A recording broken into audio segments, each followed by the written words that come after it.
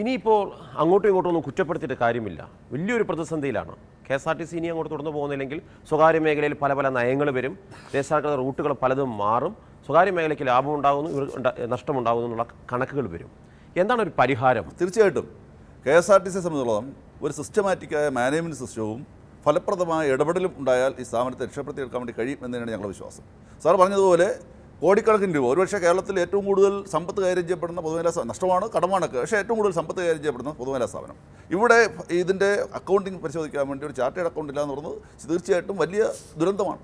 ഇതിൻ്റെ മാനേജർ സിസ്റ്റവുമായി ബന്ധപ്പെട്ട് പരിശോധിക്കും പലപ്പോഴും ഇതിൻ്റെ കോമ്പറ്റീവ് ആളുകൾ ഇതിൻ്റെ സാർ സൂചിപ്പിച്ച പോലെ കോർ ടീമിലേക്ക് കടന്നു വരുന്നില്ല. ഇത്തരം കാര്യങ്ങളിൽ ഒരു വലിയ പൊളിച്ചെഴുത്ത് വേണം എന്ന് തന്നെയാണ് നമ്മുടെ സംഘടനയുടെ നിലപാട്. ഗവൺമെൻറ് അത് തന്നെയാണ് ചിന്തിക്കുന്നത്. തൊഴിലാളി ഒരു മുൻകൈ എടുക്കേണ്ട സാഹചര്യം നേരത്തെ അതിക്രമിച്ചു കഴിഞ്ഞിരിക്കുന്നു. ആ ഒരു സാഹചര്യത്തിൽ ഇത്തരം രീതികൾ, അതായത് രാഷ്ട്രീയമായിട്ടുള്ള ചലനങ്ങൾ ഇതിനകത്ത് കൊണ്ടുവരേണ്ട ആവശ്യമില്ല. ഗതാഗത നയം വേണമെന്നുള്ളത് വളരെ പരമാർത്ഥമായ കാര്യമാണ്. പക്ഷേ രാഷ്ട്രീയമായ നേട്ടത്തിന് വേണ്ടി ഇത് ഉപയോഗപ്പെടുത്തപ്പെടുമ്പോൾ നഷ്ടത്തിലാകുന്നത് KSRTC ആണെന്നുള്ള തിരിച്ചറിവ് ഉണ്ടാകണ്ടേ? തീർച്ചയായും ആ തിരിച്ചറിവ് ഞങ്ങളെ സംബന്ധിച്ചിടത്തോളം ഉണ്ട്. അതുകൊണ്ടാണ് ഞങ്ങൾ ഇതെല്ലാം തുറന്നു പറയുന്നത്. അപ്പോൾ ഒരുപക്ഷെ പ്രവീൺ പറയും എങ്ങും ഇല്ല എന്ന് വർത്തമാനം പറയുന്നു എന്ന് പറയും. ഇതിനകത്ത് വ്യവസായ പ്രശ്നങ്ങളിൽ നിൽക്കുന്ന നിലപാടുകൾ എന്താണ് എന്ന് പരിശോധിച്ചാണ് ഇതിനകത്ത് രാഷ്ട്രീയത്തിന് അപ്പുറത്ത് ഒരു കാഴ്ചപ്പാട് AITUCയും ട്രാൻസ്പോർട്ട് എംപ്ലോയീസും മുന്നോട്ട് വയ്ക്കുന്നത്. അത് ഏത് ഗവൺമെൻറ് കാലത്തായാലും ആ നിലയിൽ തന്നെ ചർച്ച ചെയ്യപ്പെടണം എന്ന ബോധ്യവും ഞങ്ങളെ സംബന്ധിച്ചിടത്തോളം ഉണ്ട്. ഞാനൊരു ജീവനക്കാരനായി കടന്നു വരുമ്പോൾ ശ്രീ CK നാണു KSRTCയുടെ ഗതാഗത വകുപ്പ് മന്ത്രിയാണ്. നാണു മാസ്റ്ററെ ആ കാലം മുതൽ 5 വർഷക്കാലം കൊണ്ട് 3 മന്ത്രിയും 4 MDയുമാണ്. അതിനുശേഷം വരുമ്പോൾ ഏത് ഗവൺമെൻറ് പരിശോധിച്ചാലും ഏറ്റവും അവസാനം UDF വിട്ടൊഴിയുമ്പോഴും ആദ്യം ശിവകുമാറും, രണ്ടാമത് ശ്രീ ആര്യട മുഹമ്മദും, മൂന്നാമതാണ് ശ്രീ തിരുവഞ്ചൂർ രാധാകൃഷ്ണൻ വരുന്നത്. അപ്പോൾ ഗവൺമെൻറ് ഒരു മന്ത്രിയെ സംബന്ധിച്ചിടത്തോളം ഒരു ഇൻഡസ്ട്രിയുടെ ചുമതലക്കാരനായി വരുമ്പോൾ ആ സ്ഥാപനത്തെ സംബന്ധിച്ച ഒരു കാഴ്ചപ്പാടുണ്ട്. ആ കാഴ്ചപ്പാടാണ് അദ്ദേഹം നടപ്പിലാക്കുന്നത്. അദ്ദേഹത്തിന് അനുഭവ പരിചയത്തിൽ നിന്ന് അതിൽ നിന്ന് മാറിപ്പോകേണ്ടി വരുന്നു. സ്വാഭാവികമായി MDമാർ മാറുന്നു. MD നിശ്ചയിക്കുന്നത് ഞങ്ങളാണോ? തൊഴിലാളിയാണോ? അല്ല. യൂണിയനാണോ? അല്ല. അത് MD നിശ്ചയിക്കുന്ന സർക്കാരാണ്. താഴെത്തട്ടിലുള്ള മാനേജ്മെൻറ്റ് തലത്തിൽ MDയുടെ തൊട്ട് താഴെയുള്ള കോർ ടീമിനെ നിശ്ചയിക്കുന്നത്, നേരത്തെ പ്രവീൺ സൂചിപ്പിച്ചതുപോലെ ആ കോർ ടീമിനെ നിശ്ചയിക്കുന്നത് ഗവൺമെൻറ്റാണ്. ഉള്ളതിൽ ഏറ്റവും പ്രതിഭാധന്മാരും മിടുക്കന്മാരും ഇതിനകത്ത് വരട്ടെ എന്ന് കാക്ഷിക്കുന്നവരാണ്. കാരണം ഇല്ലെങ്കിൽ പട്ടിണിയാവുന്നത് ഞങ്ങളുടെ മക്കളാണ്. നേരത്തെ മാഷ് സൂചിപ്പിച്ചതുപോലെ ശ്രീ രാഹുൽ പറഞ്ഞതുപോലെ ഞാനിതെല്ലാം യൂണിയൻ ചെയ്യണമെന്നല്ല പറഞ്ഞത്, മറിച്ച് ഇതാണ് സർക്കാരിൻ്റെ ഭാഗത്തു നിന്നുണ്ടാവേണ്ട നിലപാടുകൾ. യൂണിയൻ എന്താണ് ചെയ്യേണ്ടത്? നമ്മുടെ സമരങ്ങളുടെ അജണ്ടകൾക്കുള്ളിൽ ഇത്തരം കാര്യങ്ങൾ കൂടെ ഒരു അജണ്ടയായി വരണം. ഈ എക്സ്പെർട്ടുകളെ റാങ്ക് ലിസ്റ്റിൽ വെച്ചിട്ടുണ്ടെങ്കിൽ അവരെ നിയമിക്കുക സമരമായി മാറണം. MDക്ക് സിംഗിൾ ചുമതല കൊടുക്കുന്നത് സമരമായി മാറണം. കഴിവുള്ള ഇപ്പം സെൻകുമാർ സാറിൻ്റെ ഗുണം എന്താണ്? പുള്ളി ഒരു ഇക്കണോമിസ്റ്റ് കൂടെയാണ്. പുള്ളിക്ക് കുറച്ചുകൂടെ കാര്യമായിട്ട് അത് പ്ലാൻ ചെയ്യുവാനും ഒരു വലിയ ക്യാൻവാസിൽ അത് കാണുവാനുമുള്ള ഒരു കെൽപ്പുണ്ട്. ആൻഡ് ഈ was A very senior officer.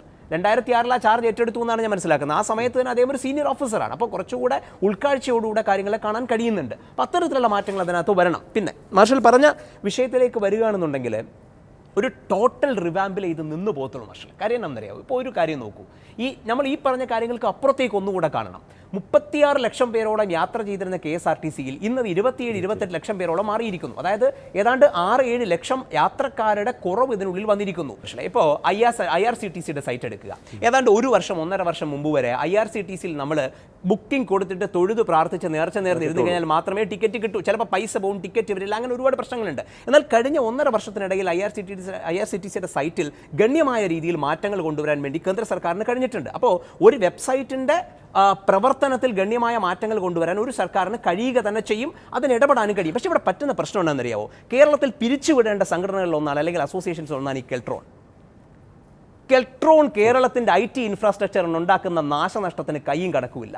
അവരുടെ കയ്യിലേക്ക് സർക്കാർ പ്രൊജക്റ്റ് എടുക്കുന്നു, ഇവരത് എക്സ്റ്റേണലി ഏതെങ്കിലും ഒരു ഏജൻസിക്ക് കൊടുക്കുന്നു. ഈ ഏജൻസിയുടെ പുറത്ത് മേൽനോട്ടമില്ല, ആ ഏജൻസിയുടെ പുറത്ത് പ്ലാനിങ്ങിന് ആരും തന്നെ ചോദിക്കാൻ പോകുന്നില്ല. ഏജൻസി കൊടുക്കുന്ന ബില്ലിൽ പോലും ചോദ്യമില്ല, അക്കൗണ്ടബിലിറ്റി ഇല്ല.